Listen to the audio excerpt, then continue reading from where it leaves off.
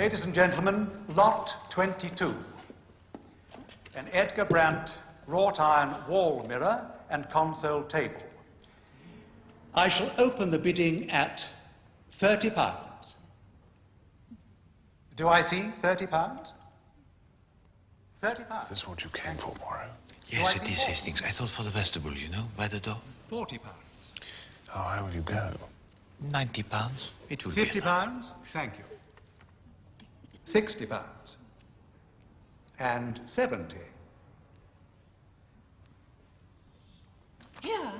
£80. Thank you, madam. £90. At £90 then. At £90, any more? £100.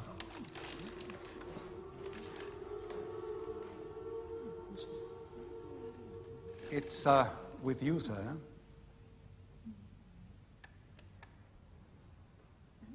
£120.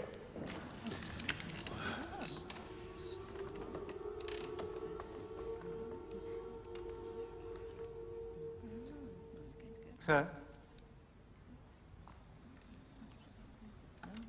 At £120 then. Any more? Sold to Mr. Chevenix. Well, that was a bit of bad luck, Poirot. I thought you had it there. So, Hastings, did I? Mr. Poirot, you are Hercule Poirot, are you not? The detective? Yes? No hard feelings, I hope? No. Good. My card. Tell me, what do you know about modern art, Mr. Poirot? I'm a collector, also I deal in paintings and sculptures, that's my business. And I have to tell you, I'm not a man who's easily fooled. That is self-evident, So it monsieur. may surprise you to learn that I believe I'm being defrauded. I want you to look into it. The services of Hercule Poirot are not inexpensive. Maybe I'll give you the mirror, what do you say? I've got a place, Hamborough Close, near Wimberley. How about tomorrow? That is out of the question. The day after then. Let me know. Well, that was a bit of a cheat, wasn't it? Yes, indeed, Hastings. This Gervais Chevenix. It does not occur to him that Poirot is also a man of importance, a man of affairs. And yet he summons me like a mere nobody, an obedient dog. Oh, I take it you'll refuse. To refuse? Yes, it is my first instinct. But you know, Hastings, a man with so much arrogance as this, even he may be vulnerable in ways he cannot see. And he did offer you that mirror. That too. I'll get the tickets tomorrow. And do you take this man to be your lawfully wedded husband? I do. Well, there we are then. Now, let me see. Do you have a ring? Yes. That's right. John Lake, Ruth Chevenix, I am pleased to declare you man and wife.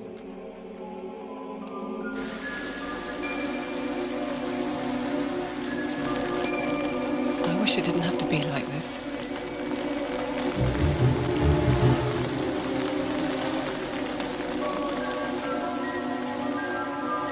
I do love you.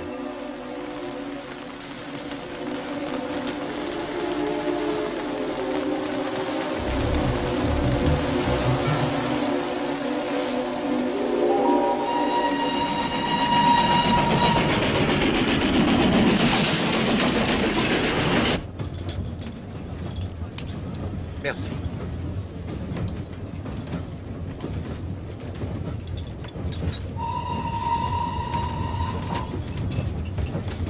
Mr. Poirot? Oui? My name's Susan Cardwell. Do you mind if I join you? Pas de tout, mademoiselle. Asseyez-vous, s'il vous plaît. This is my associate, Captain Hastings. How do you do? May I offer you a cup of coffee? Oh, I won't, thank you. My fiancé Hugo told me to look out for you. Actually, he's not my fiancé. Not officially, anyway. Hugo? Oh, Hugo Trent. Gervais's nephew. He's meeting you at the station, so he suggested I come on the same train. Are you staying with Monsieur Chevenix? Unfortunately, yes.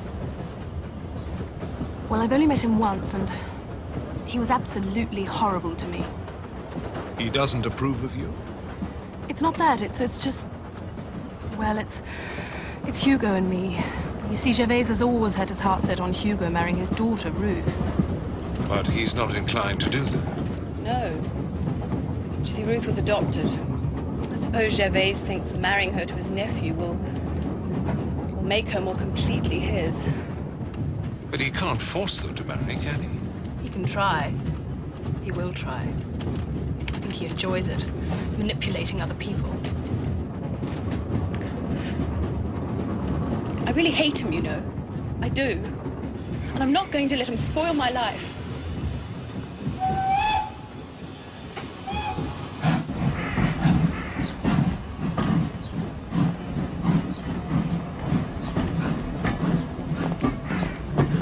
Here's Hugo. Susan. Mwah. You must be Mr. Poirot. Monsieur? And? Arthur Hastings. Hugo Trent. Look, I'm supposed to be driving you to Hamborough Close, but I got to stop off at my studio. Do you mind terribly? Not at all. It's on the way.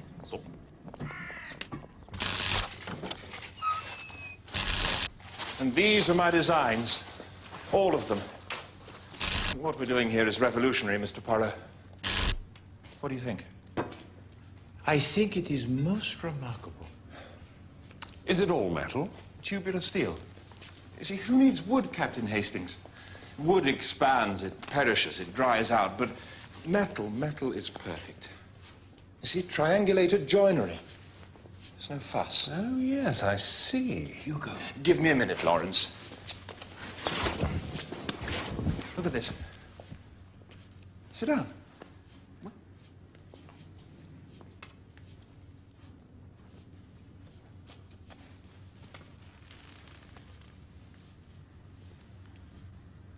What do you think? I think that it is perfectly conceived. This is the future, Mr. Poirot. And I could sell thousands, if only. Uncle Gervais. He does not support this enterprise. Just getting this far has been a struggle. Now the banks are closing in, and I may have to sell my designs just to pay them off. Hugo, they telephoned while you were out. They won't give you any more time. I'll have to speak to them. Excuse me, Mr. Poirot. Lawrence will have to drive you. Damn it to hell.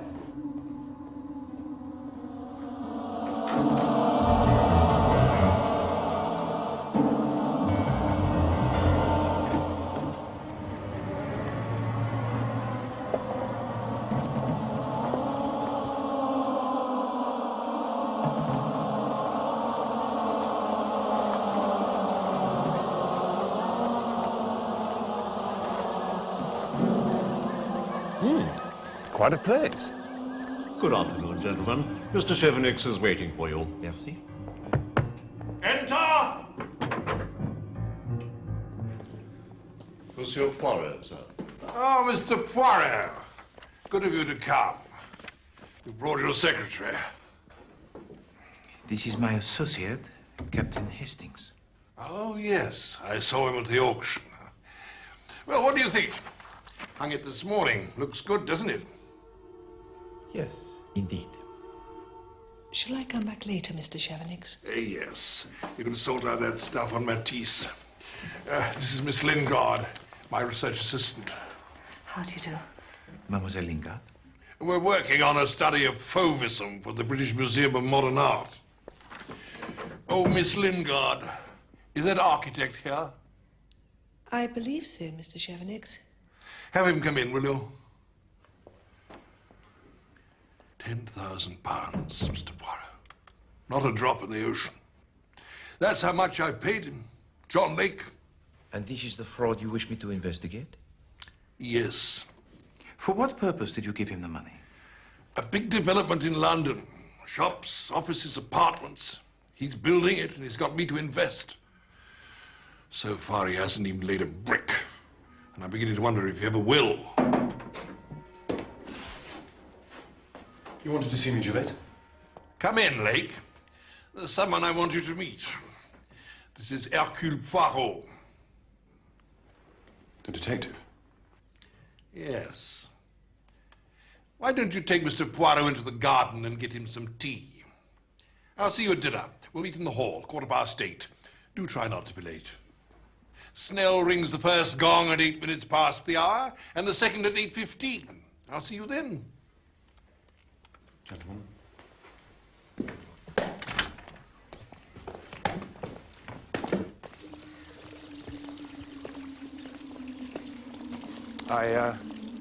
I don't suppose... You're not here on business, Mr. Poirot? That is precisely why I am here, Monsieur Lake. Oh. That's typical of Gervais.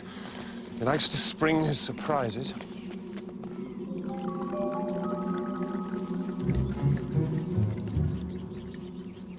Let me introduce you. This is Mrs. van der Chevenix, Hercule Poirot, Captain Hastings. Madame? How do you do? And her daughter, Miss Chevenix. Ruth. Mademoiselle? Hello. Hello. Apparently, Mr. Poirot is doing some work for your father. For Gervais? Really? Oui. It is about the death. What death, Madame Chevenix? Safra warned me there would be a death. She told me not to be afraid. Who's Safra? She was a servant of Amenhotep. She is my spiritual guide. Oh, come on, Vanda. I'm sure Mr. Poirot doesn't want to hear about all that. Au contraire, mademoiselle. Poirot interests himself always in matters of the occult. You permit? Yes.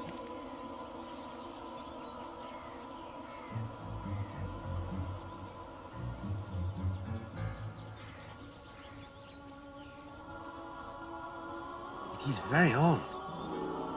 It is 3,000 years old. It was hers. This belonged to Safra? She is never wrong. I better be going. I'll walk round with you. Excuse me. Right. Tea?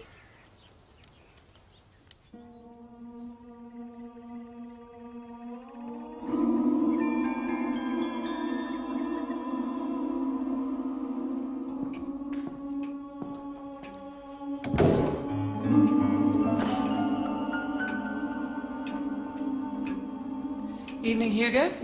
Where are you going, Ruth? Dropped my brooch somewhere outside, I think. Have you spoken to Gervais? Yes. He's impossible.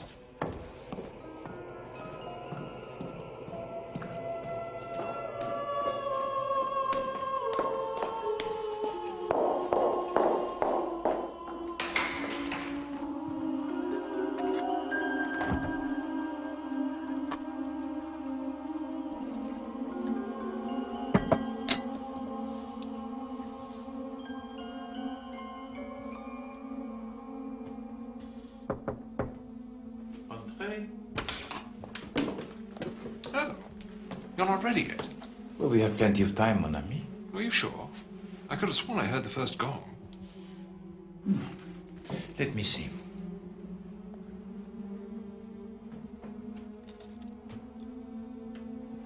No, it is 6 minutes past 8 only.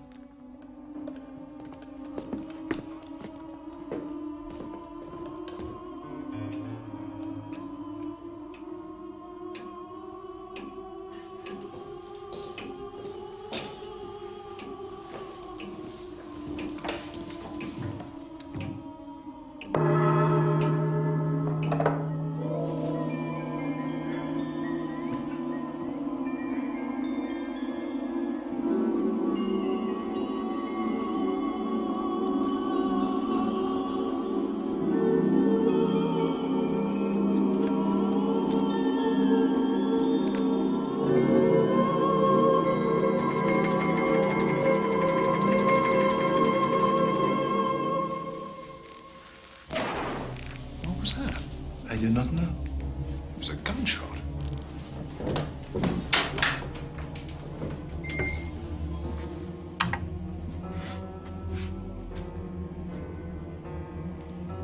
Good evening, Miss Ruth. Oh, good evening, Miss Lingard.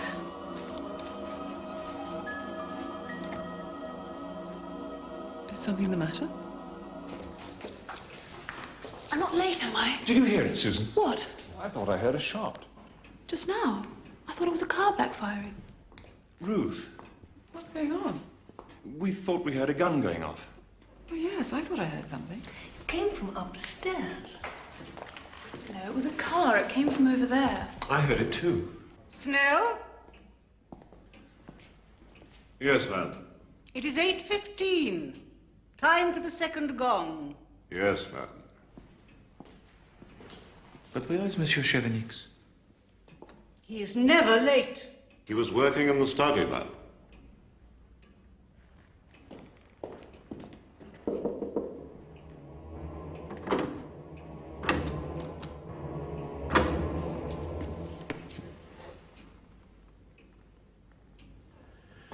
This door must be broken open immediately. Here, let me.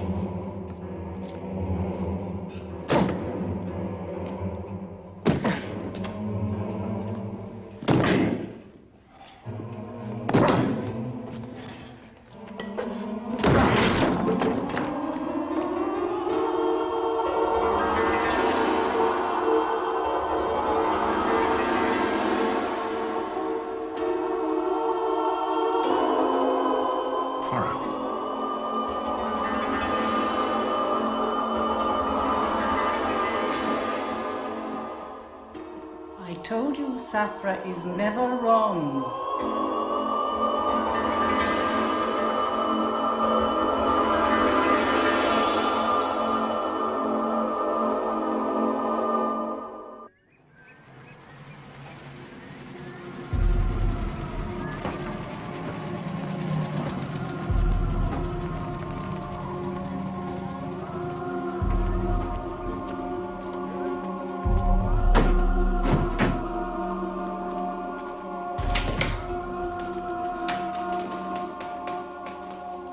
Evening, Poirot.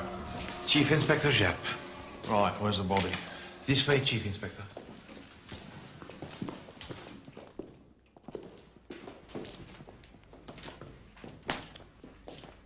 Chief Inspector.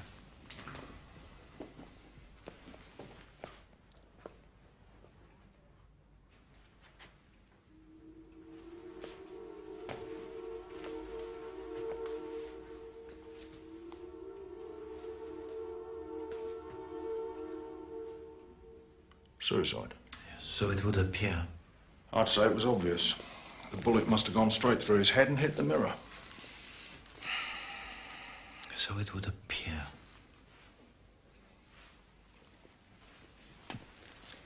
He left a note.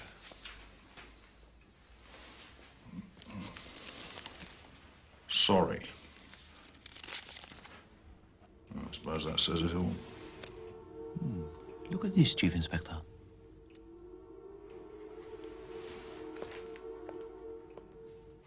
What is it? It is a small fragment of the looking glass. Well, there must be splinters all over the place. Who found the body? We did. We heard a shot at about 8:10, and then we broke in the door.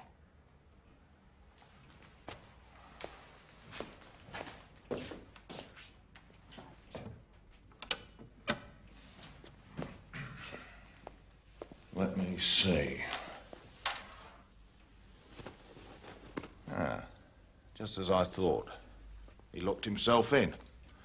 That more or less wraps it up. You believe so? Well, we've got a dead man. You heard a shot, he's alone in the room, the gun's in his hand and the door's locked. And what about the windows?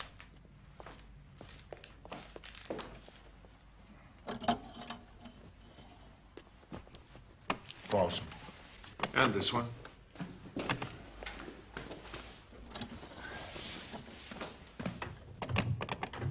This one too. Right. Well, I better go and have a word with Mrs. Chevenix. Not that there's much to say.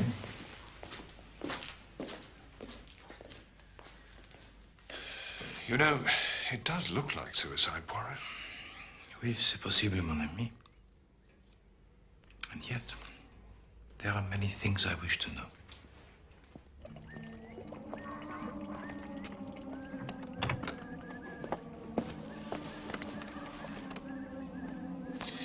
For example, why was the mirror broken? And why was there mud on the shoes belonging to Mademoiselle Ruth Chevenix? Voila. Footprints? Yes, Hastings, they are the footprints of a lady, and directly outside the study of Monsieur Chevenix. But the French window is locked from the inside. But this window, Hastings, it can be locked from the outside. Regard. By raising the metal catch so, and then with a push.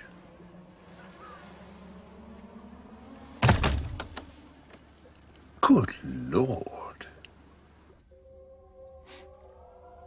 You know, Chief Inspector, life is one of the great illusions. I'm afraid I don't quite agree with that, Mrs. Chevenix. Gervais knew that. He and I, you see, we met on the same plane. On holiday? The spiritual plane. He was one of the great ones. He too found it hard to conform to the silly standards of the everyday world. And he believed me about the death. You'd been told about his death? Oh, yes. Safra told me. She knew. Did she indeed? Mrs. Chevenix, can you tell me where I might be able to get hold of this Safra? She used to live in Egypt. But she moved? No. Perfectly conceived. Hello, Mr. Poirot. Oh, Mr. Poirot. Monsieur Trent, did you see your uncle earlier this evening? Yes. It must have been about 7. He was dressed for dinner. I went to see him to ask him to help me with my business. But he wouldn't listen. He wanted Hugo to marry Ruth. No marriage to Ruth, no money for me. That's what it boiled down to. So, Monsieur Trent, you had no reason, therefore, to celebrate? None at all.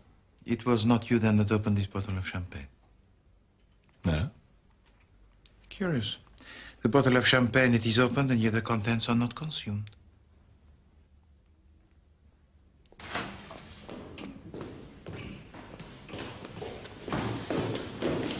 Ah, there you are, Poirot. You got any idea how I can get hold of this Safra? Some sort of friend of Mrs. Chevenix? Safra's dead. She's Vanda's spirit guide. Ah. Might as well be off then. You believe there is nothing to investigate? Gervais Chevenix shot himself. I'm sure of it. In that event, Chief Inspector, d'accord. We return at once to London. There are perhaps 2 questions that you might be able to answer for me. Oh, yes. First question. Was Monsieur Chevenix right-handed or left-handed? What's the other question? It is more simple. If Monsieur Chevenix shot himself, what has happened to the bullet?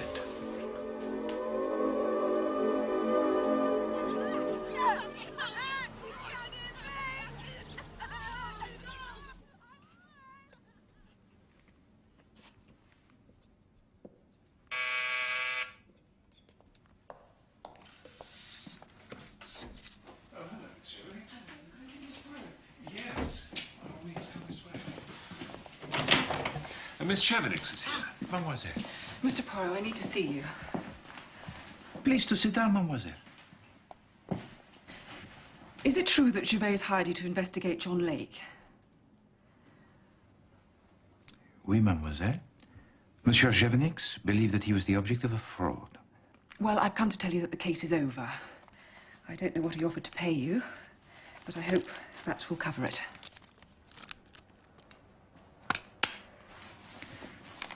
Mademoiselle, the company of Monsieur John Lake What is it called? It's Northgate Development. But I'm telling you, Mr. Poirot, there is nothing to investigate. May I ask, mademoiselle, were you close to your guardian? I was grateful to Gervais. And he wasn't just my guardian.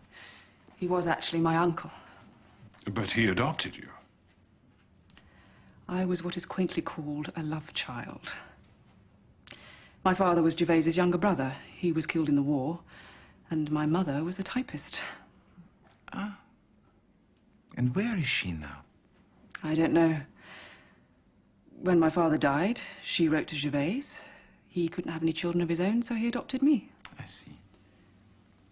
Please to sit down, mademoiselle.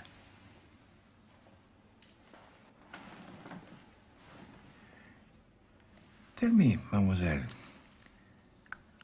on the night of the death of Monsieur Chevenix, where were you at 8 o'clock? I was in the house. But you went out, I think. Did I? Oh, yes, there was mud on your shoes. I remarked on the fact. You don't miss a thing, do you? Well, yes. I went out twice. At about 6 o'clock, I went to pick some daisies just by the study. And later? It must have been just after 8. I realized I'd dropped my brooch and I went back to get it. It is as simple as that. If you don't believe me, you can ask Miss Lingard. Mademoiselle Lingard? She was in the lounge when I came in.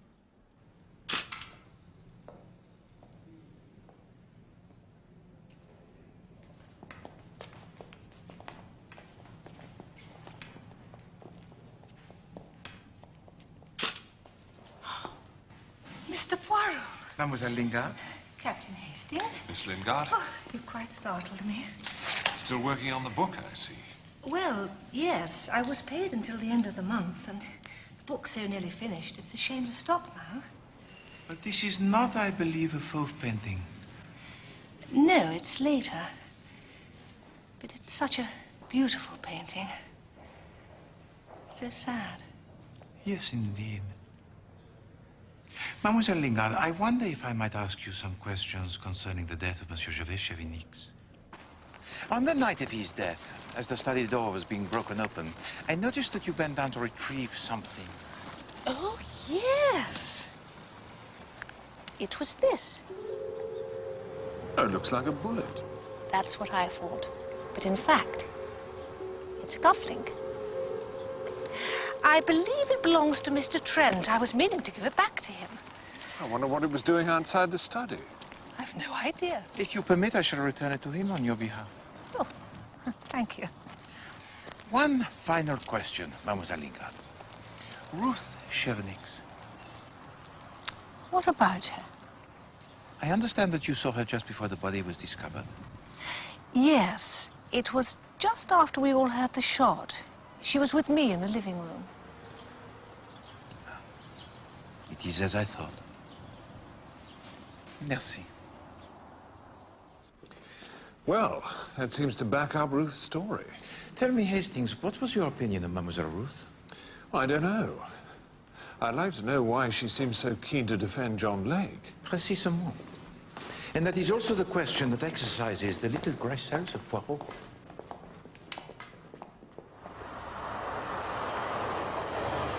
All right, Poirot, you win. It wasn't suicide. From what comes this change of mind, Chief Inspector? Well, it's like you said. Gervais Chevenix was right-handed. But when we found him, the gun was in his left hand. Oui. And as for the bullet, it's vanished into thin air. Isn't it in the wall? Nowhere. And here's something that you ought to see. The last will and testament of Gervais Chevenix, leaving his fortune, and it's a tidy sum, to Vanda and Ruth Chevenix. They split it 50-50. Oh, and there's a bequest of £2,000 to Hugo Trent. Ah, so he received his capital after all. Ah, yes. But there's something else. We found this in one of his desk drawers, unlocked. Anyone could have seen it.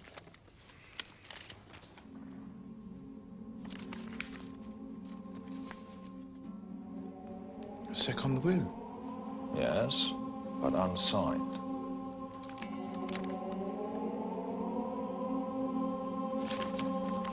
What does it entail? It's completely balmy. Vanda Chevenix gets everything if Hugo Trent and Ruth Chevenix don't marry each other. Oh, I say. That sounds like a motive for murder if ever I heard one. Right, that's what I thought too. So you are suggesting that Monsieur Chevenix was killed to prevent him from signing this new will? Right. It is possible, yes. But there's one thing I'd like to know, Poirot. What is that, Chief Inspector? What exactly were you doing at Ambra Close? How did you get mixed up in all this? Fraud? That is what Monsieur Chevenix believed.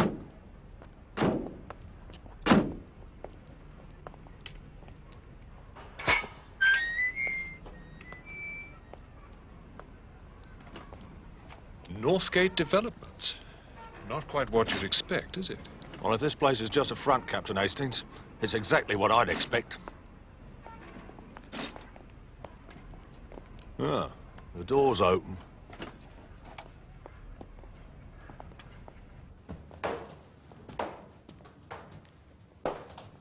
It's very quiet. There doesn't seem to be anybody about. Place is deserted. Must have done a bunk. I say, Poirot, come and look at this. Pond Street, Harrow. It's a scale model of the development. Does it not remind you of something, Hastings? Looks a bit like Ambra Close. It is the work of the same hand. Hastings? Do you smell smoke? Yes.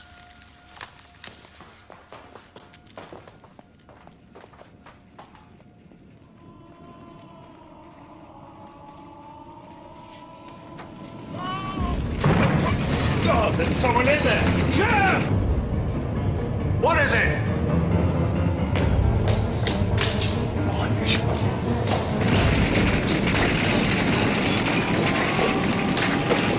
It's John Lake. Come on, get him outside. Oh, Shepherd, see the fire! It is spreading! Chief Inspector! Hastings, follow me!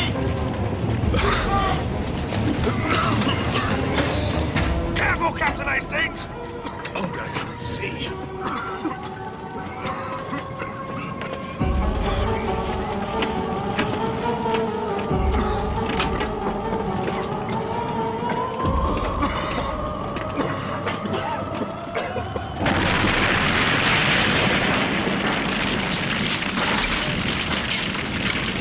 Good Lord.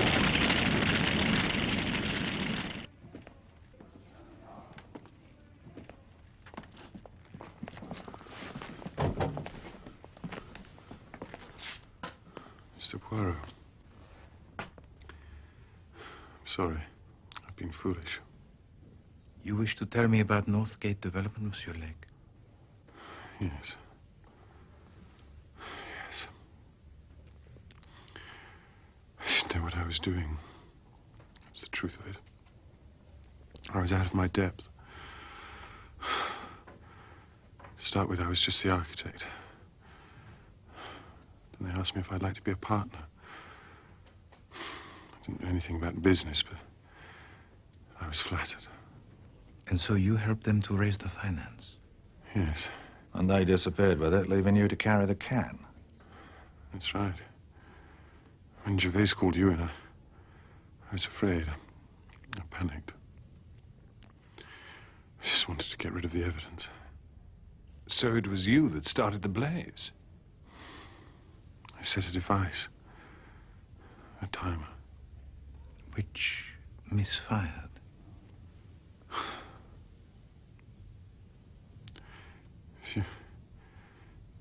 If you hadn't found me.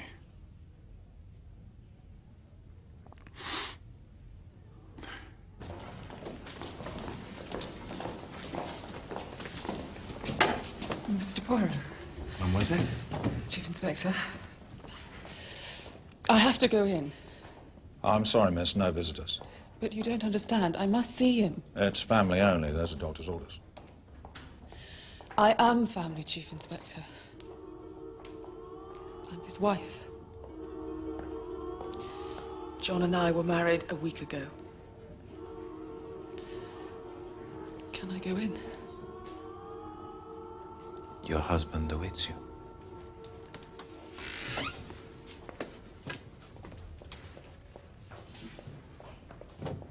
Well. So Ruth secretly married John. Well, good luck to her is all I can say. But you also have plans for the marriage, Mademoiselle Susan. Yes. And from now on, I'll be helping Hugo with his business. But what brings you here, Mr. Poirot? Do you want to place an order? Oh, no, Monsieur Trent. It is just this. It belongs, I think, to you. Yes. Yes, it is mine. Where did you find it? Monsieur Trent, on the night that your uncle died, did you see Monsieur John Lake? No. No, he was in the library. You heard the shot? Yes. Well, Susan heard it too. Yes. I was dashing down the corridor. I thought it was a car backfiring. But why were you dashing, Mademoiselle? Well, I'd got muddled with the gongs, and I was terrified of being late. You see, I thought I'd already heard the first gong. Yes, I thought I heard it too. Exactly, Hastings. And yet I, Hercule Poirot, did not hear.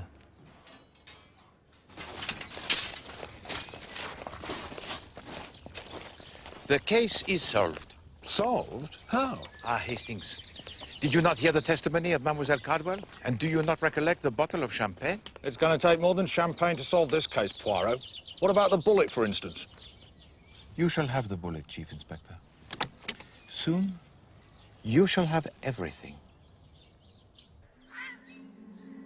I have asked you all to come here so that you might learn the true facts concerning the death of Monsieur Gervais Chevenix. He is not dead. Madame? He is on a different spiritual plane, that's all. First, we must accept the fact that this was no suicide. Monsieur Chevenix did not kill himself, no. He was killed. And by someone in this very room. It's not possible. There was no one in here when we broke in. The door was locked from the inside. Gervais had the key. And the windows were fastened. Anyway, no one would have wanted to kill him. Indeed. And yet it was you, Mademoiselle Cardwell, you yourself who told to me that you hated him. And that you would let nothing stand in between you and Monsieur Hugo Trent. That's not fair. And you, Monsieur Trent, you were desperate to see your business succeed. It's true, I needed money. Money which you now have, Monsieur. Money which you would never have received without the death of your uncle.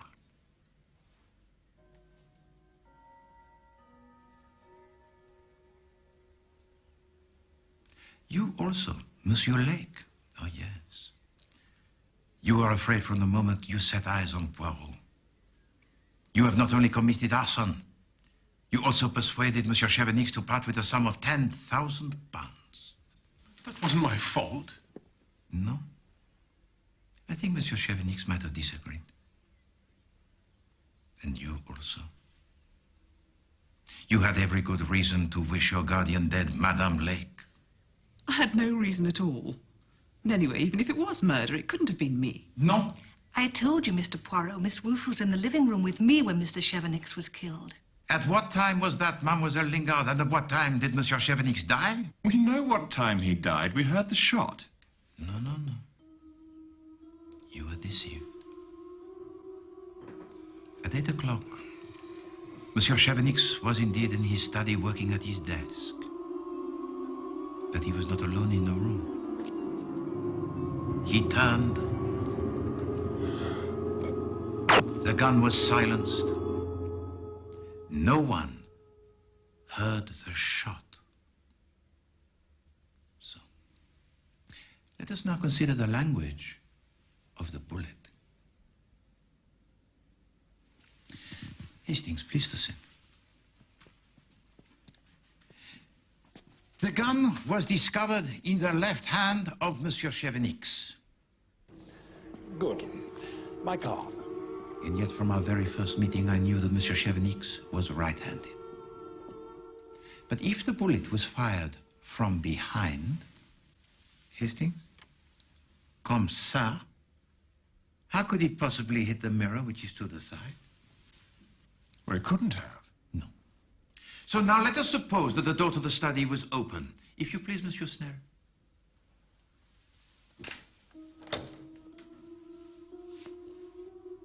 Thank you. And again, Hastings. The gun comme ça. It would have hit the gong. So that was the gong I heard. Well, then how did the mirror get broken? The murderer wanted to make an appearance of suicide. But what if the sound of the gong has been heard? Then it would be known that the door to the study was open and not closed. Quickly, the door is closed and locked. The gun is placed into the left hand of the dead man. The key goes into the pocket.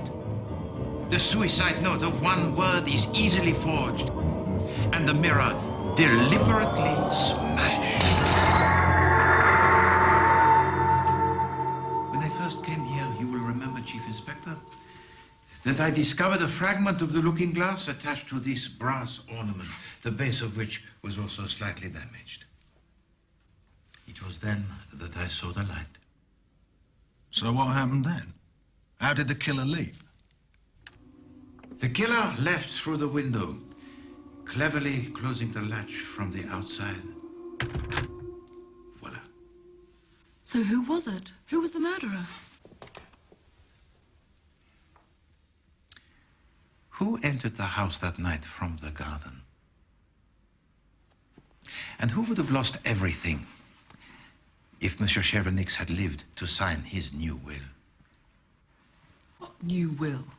The will that disinherited you completely if you did not marry Monsieur Hugo Trent. But it was too late, Madame Lake, for you were already married. No, you're wrong. Stop him. No, Monsieur Poirot is never wrong. The will, it was left in this room. You could have seen it at any time, but it was too late to undo what you had already done. Oh, yes, you were married, but to the man your guardian most disliked. I was going to tell him.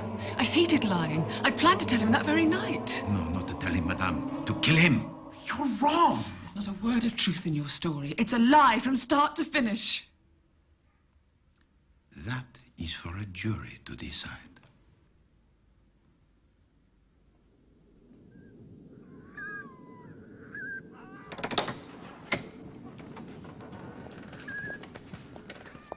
You sure you're going to be all right, Vanda?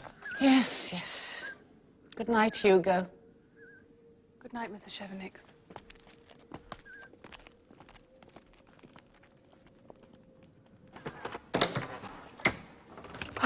Poor Ruth. I still don't believe it.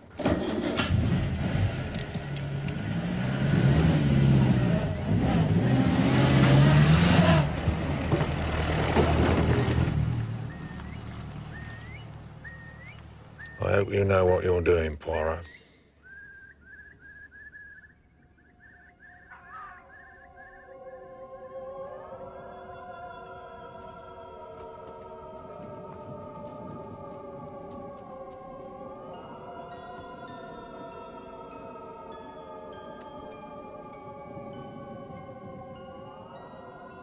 Wanda, wake up.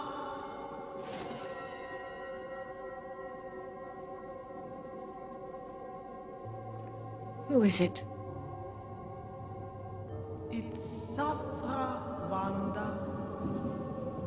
Come downstairs.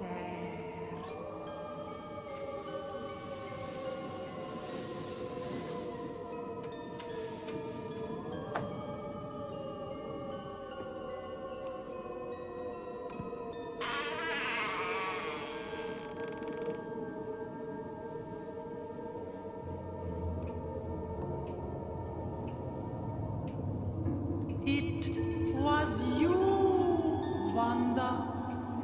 You killed him. No.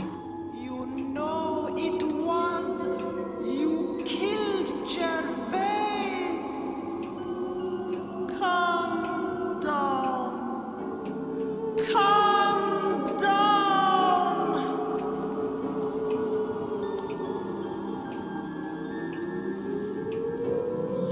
killed him because you hated him. Now you must make amends. Didn't. What have you hidden in your locket, Wanda? The bullet that killed your husband. No.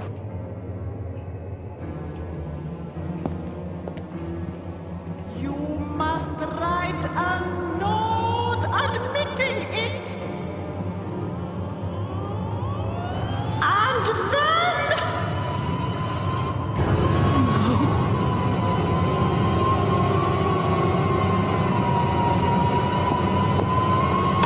It is enough.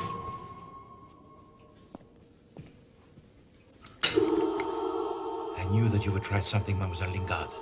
But this... That's diabolical. I had to save her. I had to save Ruth. Yes, I know. And in order to save her, you killed Monsieur Gervais Chevenix. And you are the real mother of Ruth Chevenix, are you not? The typist with whom the brother of Monsieur Gervais Chevenix fell in love. How did you know? There could be no other explanation. And in the museum, that was when I saw. But it's such a beautiful painting. It's so sad. It was a painting of a mother who loses her child. And it was then that I saw that you were also a mother who had lost her child. And you came to this house, I think, to check up on a daughter that you had lost. So you took up the position of a researcher. Yes. And while you were working, you stumbled across the new will. He was going to ruin her life with his pride and his snobbery. And so you decided to take matters into your own hand. You killed Monsieur Gervais Chevenix exactly as I described. You then left the study, taking care to leave no footprints in the soil.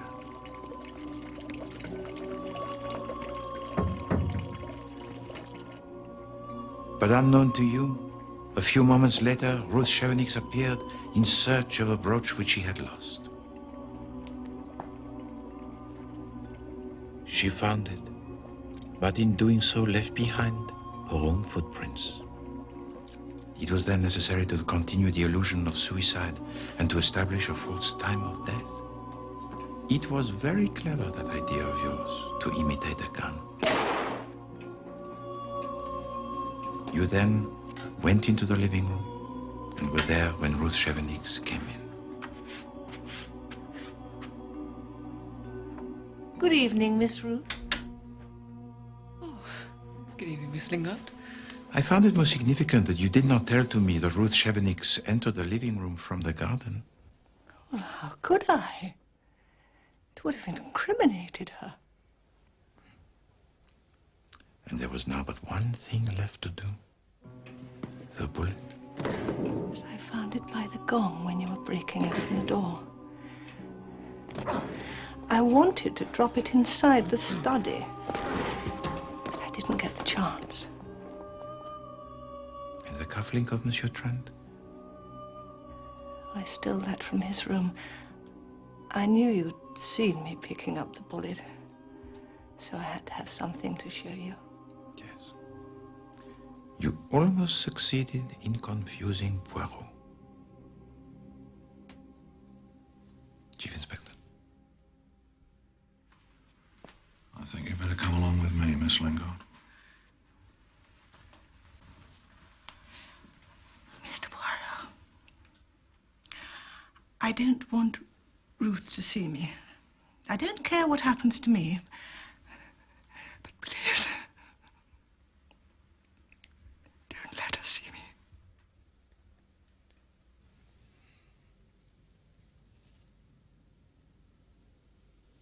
You have my word.